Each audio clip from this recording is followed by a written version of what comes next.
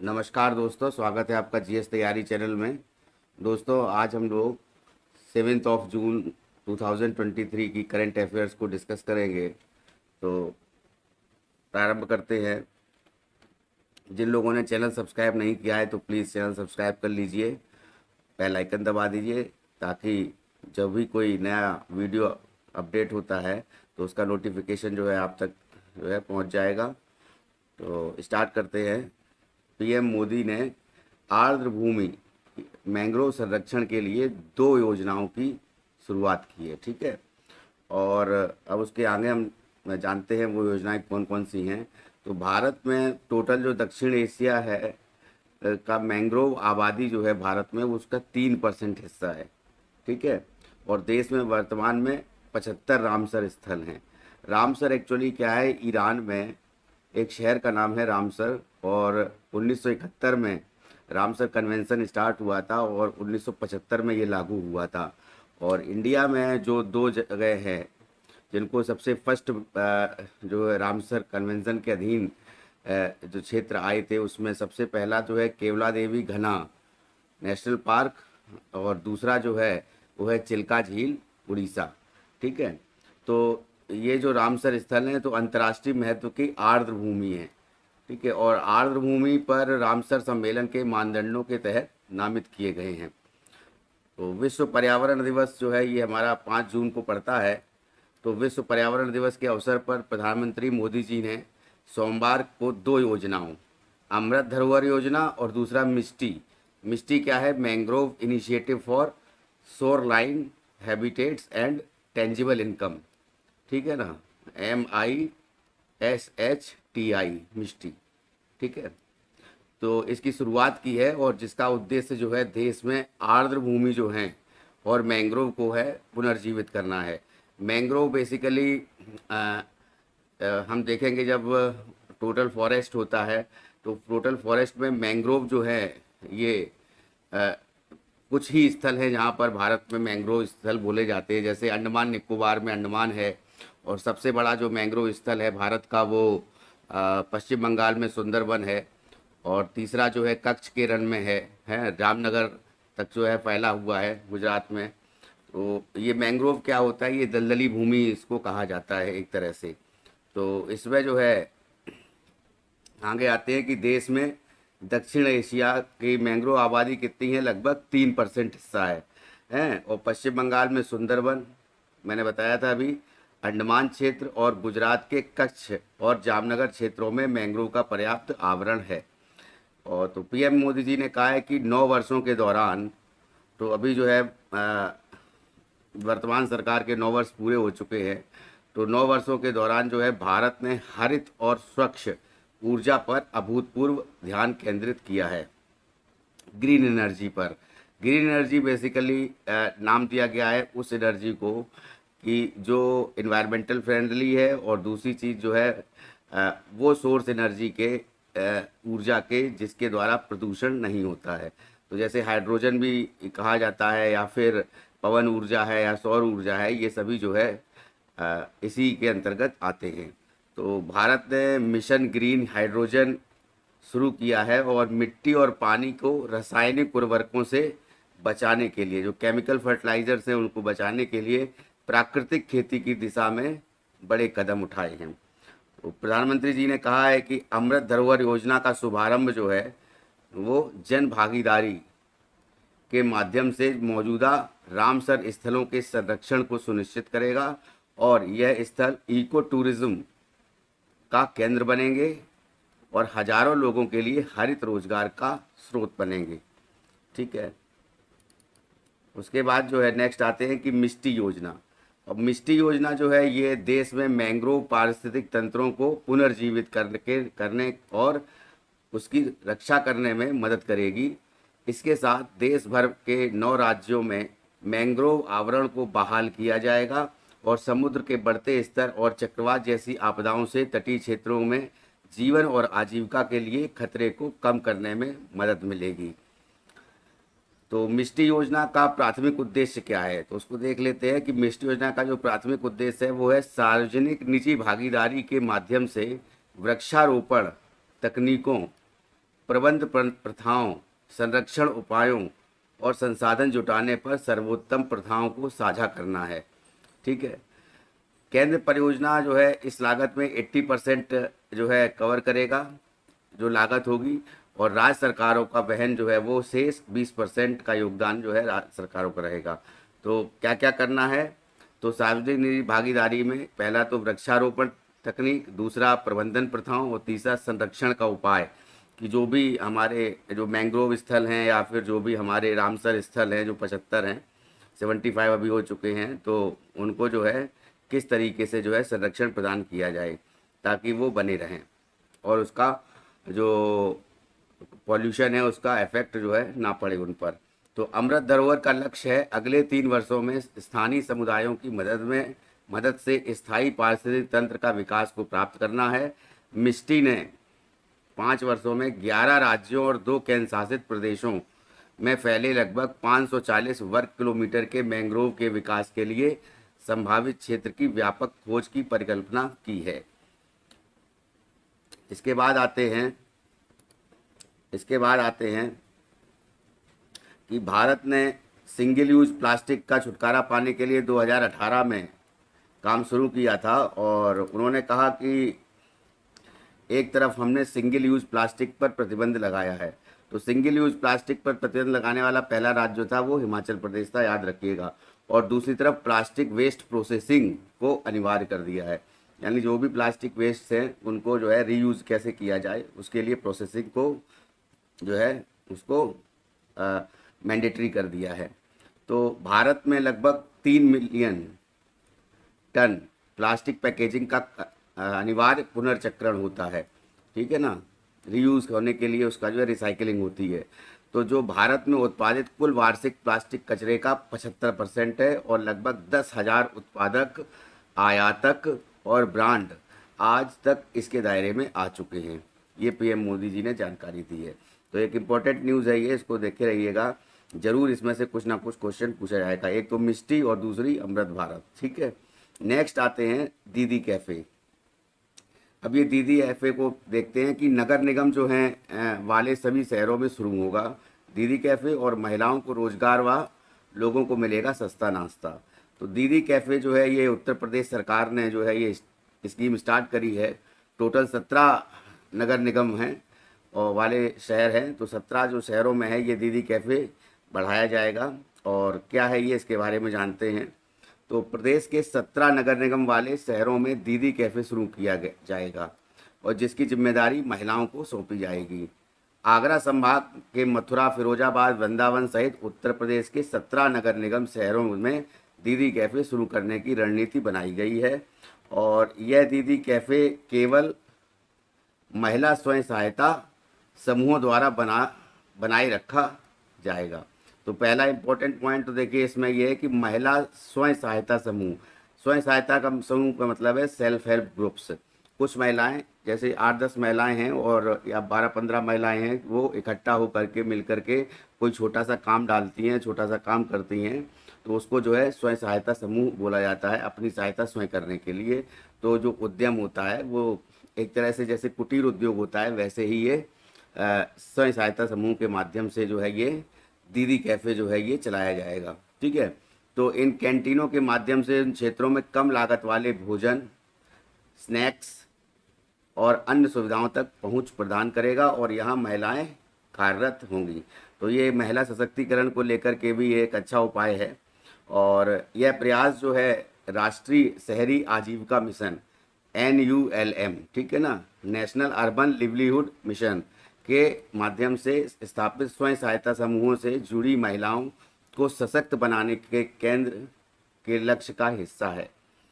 ठीक है, उसके बाद है अधिकारियों ने कहा है कि छत्तीसगढ़ और अन्य राज्यों के महिला संगठनों के कई प्रयास इसमें शामिल होंगे, और एक वरिष्ठ सदस्य के अनुसार वाराणसी में ये एक पायलट प्रयोग पहले से ही चल रहा है, और माना जाता है कि अभियान शुरू करने के निर्णय एक बैठक के दौरान किया गया था, जिसमें उत्तर प्रदेश के मुख्यमंत्री श्री योगी आदित्यनाथ और शहरी विकास विभाग के प्रमुख सचिव अमृत अभिजात भी शामिल थे।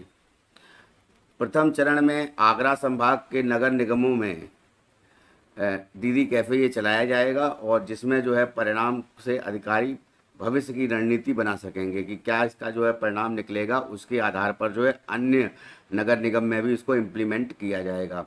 तो मथुरा, वृंदावन, फिरोजाबाद ऐसे मिला करके, जैसे लखनऊ है, अयोध्या है, प्रयागराज है, तो इस सभी को मिला करके कानपुर, झांसी, तो टोटल 17 नगर निगम हैं वाले शहर हैं। तो उनको जो है ये उनमें जो है ये स्टार्ट किया जाएगा, ठीक है, जिसमें शाहजहांपुर परियोजना भी शामिल है, ठीक है। तो ये आगरा का अनुकरण जो है किया जाएगा। आगरा में जिस तरीके से ये सफ़र होगा, जिस तरीके से आगरा का रिजल्ट आएगा इस कार्यक्रम को लेकर के, उसके हिसाब से ये आगे बढ़ाया जाएगा। तो ये आज पहली न्यूज़ है। उसके बाद आते हैं कि यूएन सिक्योरिटी काउंसिल, तो जो संयुक्त राष्ट्र सुरक्षा परिषद है उसको लेकर के है कि अल्जीरिया, गुआना, कोरिया गणराज्य मतलब दक्षिण कोरिया, सियरा लियोन और स्लोवेनिया, ये जो है 6 जून को 2 साल के कार्यकाल के लिए संयुक्त राष्ट्र सुरक्षा परिषद के गैर स्थायी सदस्य को चुना गया है, ठीक है, 2 साल के लिए। तो ये जो है सदस्य, नवनिर्वाचित सदस्य जो हैं, ये 1 जनवरी 2024 को जो है अपनी नई जिम्मेदारी संभालेंगे और 31 दिसंबर 2025 तक ये सेवा देंगे, ठीक है। तो उसके बाद जो है स्लोवेनिया ने बेलारूस को 38 के मुकाबले 153 मत से हरा दिया था, और इस तरीके से स्लोवेनिया जो है सिक्योरिटी काउंसिल में शामिल होने का दावेदार हुआ। और उसके बाद जो है बचे हुए अल्जीरिया है, गुआना है, या सियरा लियोन है, या कोरिया गणराज्य है, ये निर्विरोध चुने गए, ठीक है। अब हम थोड़ा सा जान लेते हैं कि यूएन सिक्योरिटी काउंसिल होती क्या है। तो यूएन सिक्योरिटी काउंसिल 1945 में इसका निर्माण हुआ। यूएन के जो सदस्य देश हैं उसमें 5 देश जो हैं वो ऐसे हैं जो वीटो पावर का यूज़ कर सकते हैं किसी भी कानून को लेकर के। और वो 5 सदस्य देश जो परमानेंट मेंबर्स हैं वो हैं ब्रिटेन है ना, अमेरिका है, रूस है, फ्रांस है, और उसके बाद जो है ये चीन है। तो ये 5 जो देश हैं, अमेरिका, रूस, ब्रिटेन, फ्रांस और चाइना, ठीक है ना। तो ये 5 के अलावा ये जो नए बने हुए हैं 5 और जो गैर वैसे सदस्य हैं, जो पूर्णकालिक सदस्य नहीं आप बोल सकते, परमानेंट मेंबर नहीं है, वो अभी और 5 बन गए हैं, ठीक है ना। तो हर बार ये जो है 5-5 बनते रहते हैं और हर 2 साल के लिए सेवाएं देते हैं और उसके बाद ये बदल जाते हैं। तो ये जो नए सदस्य हैं वर्तमान में कौन कौन है? अल्बानिया, ब्राज़ील, गबन, घाना और यूएई, संयुक्त अरब अमीरात, इन 5 का स्थान लेंगे। और जब उनका 2 साल का कार्यकाल जो है वो कब पूरा हो रहा है? 31 दिसंबर 2023 को पूरा हो रहा है। तो उसके बाद जो है 1 जनवरी 2024 से ये जो है उन 5 देशों का स्थान ले लेंगे।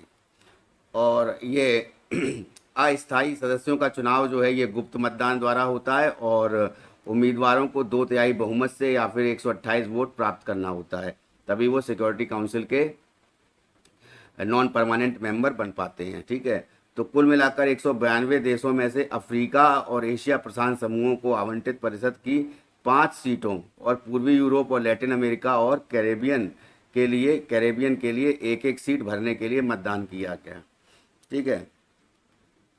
तो लैटिन अमेरिका देश कहे जाते हैं जो उत्तर अमेरिका और दक्षिण अमेरिका के बीच में जो देश आते हैं, जैसे ग्वाटेमाला है, होंडुरस है ना, और पनामा है, अल सल्वाडोर है ना।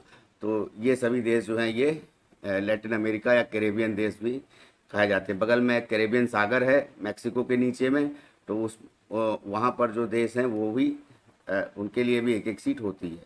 तो नेक्स्ट आते हैं नेक्स्ट न्यूज़ पर कि राज्य के स्वामित्व वाली NHPC लिमिटेड ने 7 जून को एक समझौता ज्ञापन MOU है ना के माध्यम से ऊर्जा विभाग महाराष्ट्र सरकार के साथ अपने सहयोग की घोषणा की है। तो अब जो है ये NHPC जो है national hydro electric power corporation limited, ये इसका NHPC का फुल फॉर्म है। तो NHPC जो है ये सबसे बड़ी जो है एक तरह से पनबिजली परियोजना जो है उसको देखती है, ये सबसे बड़ी संस्था है उसकी। और इसको ये महाराष्ट्र के साथ इन्होंने जो है समझौता किया है ऊर्जा को पैदा करने के लिए तो इस साझेदारी का प्राथमिक उद्देश्य क्या है? 7350 मेगावाट की कुल संयुक्त क्षमता के साथ सौर ऊर्जा, पवन ऊर्जा और हाइब्रिड जैसे अन्य नवीकरणीय ऊर्जा स्रोतों के साथ साथ ऊर्जा भंडारण प्रणाली, विशेष रूप से पंप स्टोरेज सिस्टम को स्थापित करना है। तो सौर ऊर्जा, पवन ऊर्जा ये हम जानते हैं नवीकरणीय ऊर्जा है, यानी रिन्यूएबल सोर्सेज ऑफ एनर्जी है। ठीक है।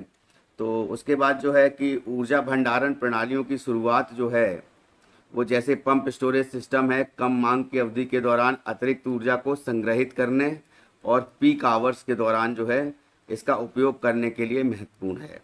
ये सिस्टम एक अविश्वसनीय और निर्बाध बिजली आपूर्ति सुनिश्चित करने के लिए महत्वपूर्ण भूमिका निभाते हैं। ये ग्रिड स्थिरता में योगदान करते हैं, कुशल ऊर्जा प्रबंधन को सक्षम करते हैं और पावर ग्रिड में आंतरायिक नवीकरणीय ऊर्जा स्रोतों के एकीकरण की सुविधा प्रदान करते हैं। आंतरायिक नवीकरणीय ऊर्जा मतलब इंटरनल जो रिन्यूएबल सोर्सेज है ऑफ एनर्जी है।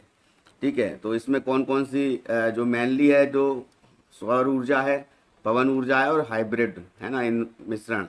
तो ये जो बिजली उत्पादन के साथ पंप स्टोरेज सिस्टम जो है उनको जोड़ करके यह सहयोग का उद्देश्य नवीकरणीय ऊर्जा संसाधनों के उपयोग को अनुकूलित करना है। अब आते हैं नेक्स्ट न्यूज़ पर कि यूपी में पार्टी की कार्यशैली को बढ़ाने के लिए टिफ़िन पे चर्चा अभियान शुरू किया गया।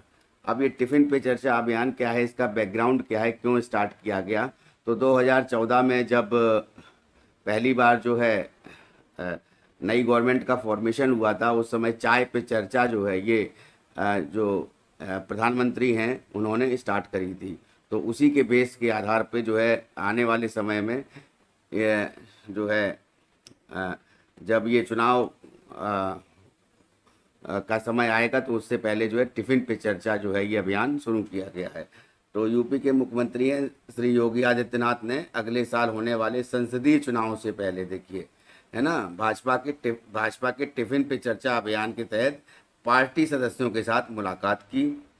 और भाजपा जो है इस समय सत्ता में पार्टी है, तो भाजपा ने 2014 में लोकसभा चुनाव से पहले मतदाताओं को जुड़ने के लिए तत्कालीन प्रधानमंत्री पद के उम्मीदवार श्री नरेंद्र मोदी के प्रसिद्ध चाय पे चर्चा सत्रों के उपयोग करने का फैसला किया है। जैसा वहाँ पे जैसे किस तरीके से जो चाय पे चर्चा हुई थी 2014 में, उसके हिसाब से जो है ये फिर से जो है ये एक नई मुहिम चालू हो रही है कि टिफ़िन पे चर्चा है उत्तर प्रदेश में। तो प्रधानमंत्री मोदी जी ने 9 साल के कार्यकाल के उपलक्ष्य में टिफ़िन पे चर्चा अभियान, जिसका अर्थ है भोजन पर चर्चा, शुरू किया गया है। ठीक है ना। और ये गोरखपुर से स्टार्ट हुआ है। तो गोरखपुर में बीजेपी के वरिष्ठ कार्यकर्ताओं के साथ जो है ये टिफ़िन पे चर्चा का आयोजन किया गया है और बैठक बहुत ही उपयोगी और सकारात्मक रही, जिसमें 328 पदाधिकारियों ने भाग लिया। नेक्स्ट न्यूज़ पर आते हैं।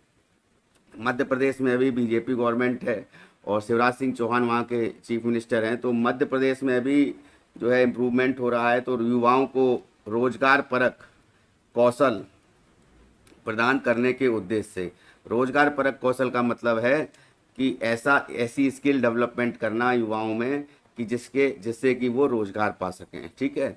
तो उसके उद्देश्य से मुख्यमंत्री ने सीखो और कमाओ योजना शुरू करने की तैयारी में, मतलब उसको शुरू करना जा रहे हैं। तो मध्य प्रदेश के मुख्यमंत्री सीखो और कमाओ योजना युवाओं को प्रशिक्षण, ट्रेनिंग, मतलब वित्तीय सहायता यानी फाइनेंशियल जो मदद होगी और उसके साथ साथ जो है रोजगार यानी एम्प्लॉयमेंट के अवसर प्रदान करने पर केंद्रित है। कई कार्य क्षेत्रों में पहचान करके विभिन्न उद्योगों को शामिल करके और योजना का उद्देश्य युवा कार्यबल को उनकी रोजगार क्षमता बढ़ाने और राज्य के विकास में योगदान देने के लिए आवश्यक कौशल से लैस करना है। इस योजना की मुख्य विशेषताएं क्या हैं कि यह योजना के तहत जो है प्रशिक्षण उद्देश्यों के लिए कुल 703 कार्य क्षेत्रों की पहचान की गई है। तो स्किल डेवलपमेंट होगा या फिर जो उनका जो ट्रेनिंग होगी वो 703 कार्य क्षेत्र हैं जिनमें उनकी ट्रेनिंग होगी। तो ये कार्य क्षेत्र जो हैं उद्योगों हैं और क्षेत्रों की एक विस्तृत श्रृंखला को कवर करते हैं जिससे कौशल विकास की विविध अवसर सुनिश्चित होते हैं। तो कौशल विकास का मतलब है स्किल डेवलपमेंट या किसी काम को जो है उसमें पारंगत होने के लिए जो ट्रेनिंग दी जाएगी उसको कौशल विकास कहा गया है। तो सीखो और कमाओ योजना जो है ये मध्य प्रदेश गवर्नमेंट ने स्टार्ट की है। तो इसका यही एक महत्वपूर्ण पहलू ये है कि न केवल कौशल अधिग्रहण पर ध्यान केंद्रित है बल्कि युवाओं को वित्तीय सहायता भी प्रदान करेगी। यानी वहाँ पर जो है स्टाइपेंड जो है देने का भी प्रावधान है और उसमें योजना में भाग लेने वालों को 8,000 रुपये से लेकर 10,000 रुपये तक का मासिक भत्ता मिलेगा। ठीक है, तो इस भत्ते का उद्देश्य जो है युवाओं को सीखने और काम करने के दौरान उनकी वित्तीय ज़रूरतों को पूरा करने में सहायता करना है। इस योजना का लक्ष्य कम से कम 1 लाख युवाओं को प्रशिक्षण देना है। इसे सुगम बनाने के लिए आज से युवाओं को प्रशिक्षण प्रदान करने वाले प्रतिष्ठानों के लिए पंजीकरण की प्रक्रिया शुरू हो गई है। यानी जो प्रतिष्ठान ये जो ट्रेनिंग प्रोवाइड कराएंगे उनका जो है रजिस्ट्रेशन स्टार्ट हो गया है। और उसके साथ साथ जो है ये साथ ही कार्य संबंधी कौशल प्राप्त करने के इच्छुक जो युवाओं होंगे तो युवाओं का पंजीकरण जो है वो 15 जून से स्टार्ट हो जाएगा। ठीक है, तो चयनित युवा 1 अगस्त से अपना काम शुरू करेंगे जिससे कौशल विकास और उसके बाद रोजगार के लिए एक संरचित समय रेखा तैयार होगी। ठीक है, अब आते हैं नेक्स्ट न्यूज़ पर कि राज्य के स्वामित्व वाली एनएचपीसी लिमिटेड, ये पहले से हम लोग इसको जो है कवर कर चुके हैं। तो नेक्स्ट न्यूज़ पर आते हैं कि कैबिनेट ने कोयले की खोज और लिग्नाइट योजना के लिए, कैबिनेट मतलब सेंट्रल गवर्नमेंट ने कोयले की खोज और लिग्नाइट योजना के लिए 2980 करोड़ रुपए की मंजूरी दी है। तो देखिए, एक तो चीज़ है कोयले की खोज, ठीक है, तो कहाँ कहाँ पर जो है कोयला मौजूद है। उसके बाद जो है साथ में लिग्नाइट। तो जब ज्योग्राफी का खनिज संसाधन को लेके हमने क्लास करी थी और उसके एमसीक्यू मल्टीपल चॉइस क्वेश्चन को डिस्कस किया था तो मैंने बताया था कि किस तरीके से जो है कोल जो है ये एंथ्रासाइट जो कोल होता है उसमें सबसे ज़्यादा 95% प्लस जो है कार्बन होता है उसमें। और एंथ्रासाइट कोयला जो है वो सबसे अच्छा कोयला माना जाता है, कुकिंग कोल के नाम से जाना जाता है। और ये जो है भारत में केवल जम्मू कश्मीर में प्राप्त होता है ना। और उसके बाद जो है बिटुमिनस कोयला जो है जो भारत में बाकी जगहों पर जो है ये बिटुमिनस कोयला जो है ये प्राप्त होता है। उसमें कार्बन की परसेंटेज एंथ्रासाइट से कम होती है, 80 to 85% तक मैक्सिमम होती है। तो जो बिटुमिनस कोयला है इसके लिए जो है जो भारत का रूर कहा जाता है, ये छोटा नागपुर का पठार गोंडवाना क्षेत्र में कोयला जो है ये पाया जाता है मेनली। और वो जो है छोटा नागपुर के पठार में धनबाद या फिर जो झारखंड के बहुत सा इलाका है वो आता है। और साथ में और भी अन्य जगह हैं जहाँ पर ये कोयला मिलता है। तो उसके लिए जो है लिग्नाइट जो है ये तीसरे प्रकार का कोल है। तो ये नेवली जो जगह है तमिलनाडु में वहाँ पर जो है ये लिग्नाइट पाया जाता है। तो अब कोयले के साथ साथ जो है लिग्नाइट, ये दोनों जो कोल के प्रकार हैं उनको साथ साथ में ये देखना है कि कहाँ कहाँ पर ये जो है मिल सकते हैं, कहाँ कहाँ पर इनका जो है रिसोर्स हो सकता है एक तरह से जो यहाँ पर कहाँ कहाँ पर भंडारण जो है ज़्यादा हो सकता है। तो 2980 करोड़ रुपए की मंजूरी दी गई है उसके लिए। तो अनुमोदन प्रचार अन्वेषण के लिए 1650 करोड़ रुपए और गैर CIL क्षेत्रों में विस्तृत ड्रिलिंग के लिए, ड्रिलिंग मतलब वही माइनिंग के लिए 1330 करोड़ रुपए का परिव्यय प्रदान करेगा। तो CIL का मतलब है कोल इंडिया लिमिटेड। तो CIL जो कोल इंडिया लिमिटेड है उसमें जो है CIL क्षेत्रों में के अलावा मतलब गैर CIL क्षेत्र में 1330 करोड़ और बचे हुए क्षेत्रों में 1650 करोड़ रुपए का परिव्यय प्रदान करना है।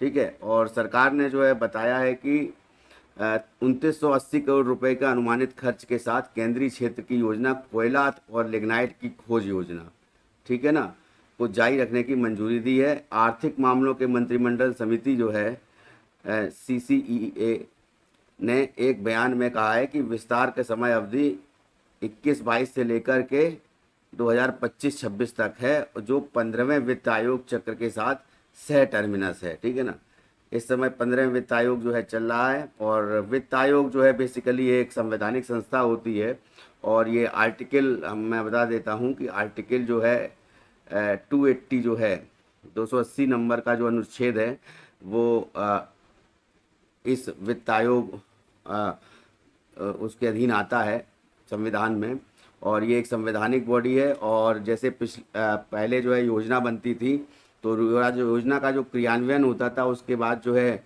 केंद्र और राज्य के बीच में जो आवंटन होता था उसको वित्त आयोग के माध्यम से किया जाता है, अभी भी किया जाता है। तो ये याद रखिएगा, वित्त आयोग जो है ये आर्टिकल अनुच्छेद 280 में ये आता है। तो प्रधानमंत्री नरेंद्र मोदी की अध्यक्षता में CCEA ने 2021-22 से 25-26 तक 2980 करोड़ रुपए के अनुमानित व्यय के साथ कोयला और लिग्नाइट योजना की खोज की केंद्रीय क्षेत्र योजना को जारी रखने के लिए मंजूरी दी है, जो 15वें वित्त आयोग के साथ सह टर्मिनस है। ये जो है रिपीट हो गई ये लाइन लगता है। खैर, इस योजना के तहत कोयले और लिग्नाइट के लिए अन्वेषण 2 व्यापक चरणों में किया जाता है। अन्वेषण मतलब रिसर्च, ठीक है। एक तो प्रचारात्मक या क्षेत्रीय अन्वेषण, और दूसरा गैर कोल इंडिया लिमिटेड ब्लॉकों में विस्तृत अन्वेषण। तो जहाँ पर कोल इंडिया लिमिटेड है वो अन्वेषण अलग है, और जहाँ पर कोल इंडिया लिमिटेड नहीं है तो उन क्षेत्रों में भी जो रिसर्च है वो की जाएगी। तो मंजूरी प्रचार क्षेत्रीय अन्वेषण के लिए 1650 करोड़ रुपए और गैर CIL क्षेत्रों के लिए ड्रिलिंग के लिए 1330 करोड़ रुपए का परिव्यय प्रदान करेगी। और 1300 वर्ग किलोमीटर जो है क्षेत्र में क्षेत्रीय अन्वेषण के तहत कवर किया जाएगा, 1300 वर्ग किलोमीटर, ठीक है। और लगभग 650 वर्ग किलोमीटर क्षेत्र जो है वो अन्वेषण के तहत कवर किया जाएगा, ठीक है। तो 1300 वर्ग किलोमीटर जो है ये क्षेत्र क्षेत्रीय अन्वेषण के तहत कवर किया जाएगा, और उसमें जो है विस्तृत अन्वेषण के लिए जो है वो 650 वर्ग किलोमीटर क्षेत्र है, ठीक है। तो देश में उपलब्ध कोयला संसाधनों को साबित करने और अनुमान लगाने के लिए कोयला और लिग्नाइट के लिए अन्वेषण आवश्यक है, ठीक है। लिग्नाइट बेसिकली कहाँ पाया जाता है, ये भी एक प्रकार का कोल है, ये नेवली में पाया जाता है, ज़्यादातर तमिलनाडु में, याद रखिएगा। क्वेश्चन भी पूछा जाता है बहुत बार कि भारत में लिग्नाइट जो है वो कहाँ पर पाया जाता है, लिग्नाइट प्रकार का कोयला। तो जो कोयला खनन शुरू करने के लिए विस्तृत परियोजना रिपोर्ट तैयार करने में मदद करता है। अब इन अन्वेषणों के माध्यम से तैयार की गई भूवैज्ञानिक रिपोर्ट का उपयोग नए कोयला ब्लॉकों की नीलामी के लिए किया जाता है, और उसके बाद सफल आवंटियों से लागत वसूल की जाती है, ठीक है। तो जो अलग अलग जो भी कंपनीज होंगी वो बोली लगाती हैं और उसके बाद नीलामी होती है, तो उस चीज़ को बताया गया है। अब आते हैं नेक्स्ट पे कि सरकार 2030 तक जो है 1500 गीगावाट स्वच्छ ऊर्जा अपने लक्ष्य को प्राप्त करने के लिए अगले 5 वर्षों में 250 गीगावाट नवीकरणीय ऊर्जा क्षमता जोड़ने की योजना की घोषणा की है। तो 2030 तक जो है ये 500 गीगावाट और 250 गीगावाट जो है ये नवीकरणीय ऊर्जा जो है ये अगले 5 सालों में। नवीकरणीय ऊर्जा का मतलब जो रिन्यूएबल सोर्स ऑफ एनर्जी है, जो कि प्रदूषण उत्पन्न नहीं करती है, जैसे सौर ऊर्जा, पवन ऊर्जा, ज्वारीय ऊर्जा, है ना। तो ये सभी जो है ये नवीकरणीय ऊर्जा के रूप में जानी जाती हैं। तो नवीन और नवीकरणीय ऊर्जा मंत्रालय के एक बयान में कहा गया है कि सरकार ने अगले 5 वर्षों में, यानी वित्तीय वर्ष 2023-24 से लेकर के वित्तीय वर्ष 2027-28 तक सालाना 50 गीगावाट नवीकरणीय ऊर्जा क्षमता के लिए बोलियां आमंत्रित करने का फैसला किया है, ठीक है। गीगावाट्स मतलब बता देते हैं कि जैसे मेगा होता है तो मेगा में 10 की पावर 6 होती है ना, और गीगा में जो होता है वो 10 की पावर 9 होती है ना। उसके बाद फिर टेरा आता है, फिर पेटा आता है, फिर एक्सा आता है, फिर, है ना। तो उसको अभी देखते हैं, केवल गीगा का समझ लीजिए कि गीगा में 10 की पावर 9 होती है, ठीक है ना। तो इतना जो है 50 गीगावाट, यानी 50 × 10⁹ वाट, ठीक है। तो बिजली क्षेत्र में उभरती प्रौद्योगिकियों की पहचान करने और उन्हें विनिर्माण केंद्र के रूप में स्वदेशी रूप से विकसित करने के लिए सरकार ने mission on advance and high impact research, ये बहुत इंपॉर्टेंट टर्म है, माहिर, लॉन्च किया है। अब ये क्वेश्चन पूछा जा सकता है कि माहिर का संबंध किससे है। तो माहिर का संबंध जो है वो किससे है, नवीकरणीय ऊर्जा को जो है वो लक्षित की गई है कि अगले 5 सालों में जो है कि आने वाले 5 सालों में 250 में गीगावाट, और उसके बाद जो है 500 गीगावाट जो है वो उसको जो है प्रोड्यूस करना है। ठीक है ना। और उसके बाद जो है ऊर्जा मंत्रालय जो है और नवीकरणीय ऊर्जा मंत्रालय का एक संयुक्त प्रयास है ये। और राष्ट्रीय मिशन माहिर के उद्देश्य बिजली क्षेत्र में नवीनतम उभरती प्रौद्योगिकियों के स्वदेशी अनुसंधान विकास प्रदर्शन को सुविधाजनक बनाना है। स्वदेशी मतलब इंडिजीनियस, घरेलू होना चाहिए, और दूसरा जो है जो रिसर्च होगी उसको, और डेवलपमेंट, और साथ साथ जो है उसका इनोवेशन जो है या प्रदर्शन है ना, वो भी सुविधाजनक बनाना है। तो भारत को एक वैश्विक विनिर्माण केंद्र बनाने और आर्थिक विकास में तेजी लाने के लक्ष्य के साथ मिशन बिजली क्षेत्र में अत्याधुनिक तकनीकों की पहचान करेगा और उनका विकास करेगा। तो ये मेक इन इंडिया पर जो है ये जोर दिया गया है यहाँ पे। तो मिशन जो है शुद्ध शून्य उत्सर्जन, शून्य उत्सर्जन का मतलब है जो कार्बन उत्सर्जन है वो ज़ीरो हो। ठीक है ना। उसको हासिल करने के लिए मेक इन इंडिया और स्टार्टअप इंडिया जैसी पहलों को बढ़ावा देने जैसी राष्ट्रीय प्राथमिकताओं के लिए एक उत्प्रेरक के रूप में काम करेगा। ठीक है ना। और उन्होंने कहा कि यह संयुक्त राष्ट्र के सतत विकास लक्ष्य या जो एसडीजी हैं, सस्टेनेबल डेवलपमेंट गोल्स जो हैं, उसका एक पार्ट है। ठीक है, प्राप्त करने में योगदान देगा। और माहिर जो है ये इसको 2023-24 से 2027-28 तक 5 वर्षों के प्रारंभिक अवधि के लिए नियोजित किया गया है और उत्पाद के लिए आइडिया के प्रौद्योगिकी जीवन चक्र दृष्टिकोण का पालन करेगा। ठीक है। माहिर एक तरफ आईआईटी, आईआईएम, एनआईटी, आईआईएसईआर और विश्वविद्यालयों जैसे प्रमुख संस्थानों के साथ काम करेगा, और सार्वजनिक और निजी बिजली क्षेत्र के स्टार्टअप और स्थापित उद्योगों के साथ सरकार एक संबल के रूप में काम करेगी। और यह नवाचार पारिस्थितिकी तंत्र बनाने के लिए ऐसा किया जाएगा। मतलब जो इनोवेटिव इकोसिस्टम को जो है डेवलपमेंट करने के लिए ऐसा किया जाएगा। ठीक है। तो उसके बाद जो आते हैं नेक्स्ट जो है कि द्विपक्षीय संबंधों को बढ़ावा देने के लिए कोलंबो में पहली भारत श्रीलंका रक्षा प्रदर्शनी का आयोजन किया गया है। तो ये जो रक्षा प्रदर्शनी है, तो ये कहा गया है कि उच्च आयोग ने कहा है कि इस कार्यक्रम में भारतीय रक्षा उद्योग, श्रीलंका के उद्यमी, श्रीलंका सशस्त्र बल और पुलिस और विशेष कार्यबल की भागीदारी देखी जाएगी। ठीक है। भारतीय उच्चायोग ने बुधवार को यहाँ पहली भारत श्रीलंका रक्षा संगोष्ठी और प्रदर्शनी का आयोजन किया। इसका मकसद रक्षा क्षेत्र में दोनों देशों के बीच सहयोग को बढ़ावा देना और सहयोग के नए क्षेत्रों की पहचान करना है। उच्चायोग ने बुधवार को बताया कि इस कार्यक्रम में भारतीय रक्षा उद्योग, श्रीलंकाई उद्यमी, श्रीलंका सशस्त्र बल, पुलिस और विशेष कार्यबल शिरकत करेंगे या हिस्सा लेंगे। ठीक है।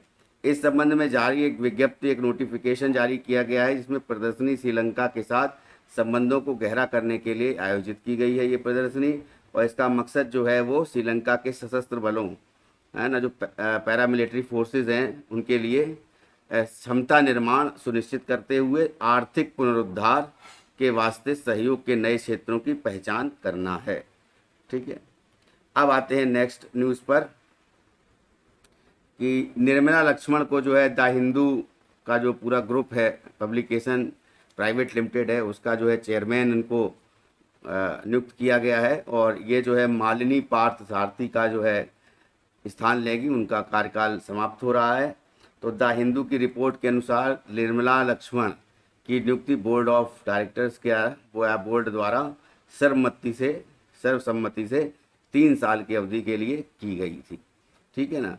और अब जो है 3 साल की अवधि से की गई है। और उत्तर आधुनिक साहित्य में ये पीएचडी हैं। उसके साथ साथ जो है संपादक, लेखक और रणनीतिकार रहे सहित द हिंदू समूह के भीतर विभिन्न पदों पर इन्होंने कार्य किया है।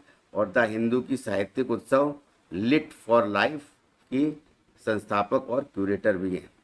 क्यूरेटर का जैसे बेसिकली क्यूरेटर उनको कहा जाता है, जैसे संग्रहालय होता है या म्यूजियम होता है, उसके रखरखाव के लिए उनका जो हेड होता है वो क्यूरेटर कहा जाता है। इसके बाद जो है एक पॉइंट छूट गया था कि जैसे मान लीजिए विश्व खाद्य सुरक्षा दिवस 2023 जो है ये 7 जून को जो है मनाया जाता है, और इसकी जो थीम है 2023 की, वो थीम जो है वो है खाद्य मानक जीवन बचाते हैं, या food standard saves life. Food standards save lives.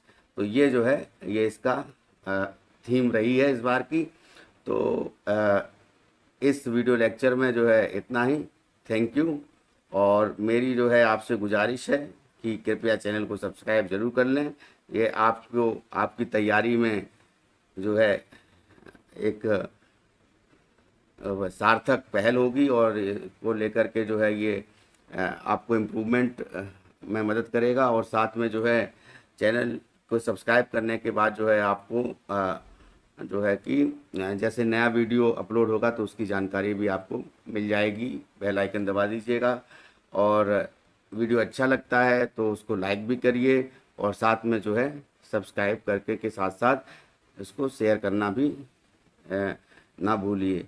ये ज़्यादा से ज़्यादा लोगों तक ये जो है नॉलेज पहुँचे, उसके लिए आपको शेयर भी करना पड़ेगा।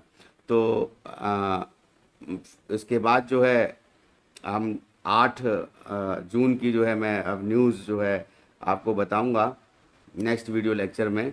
तो मेरा आपसे गुजारिश है कि जीएस तैयारी जो ऐप है वो आप ज़रूर डाउनलोड कर लीजिए गूगल प्ले ऐप से, सॉरी गूगल प्ले स्टोर से।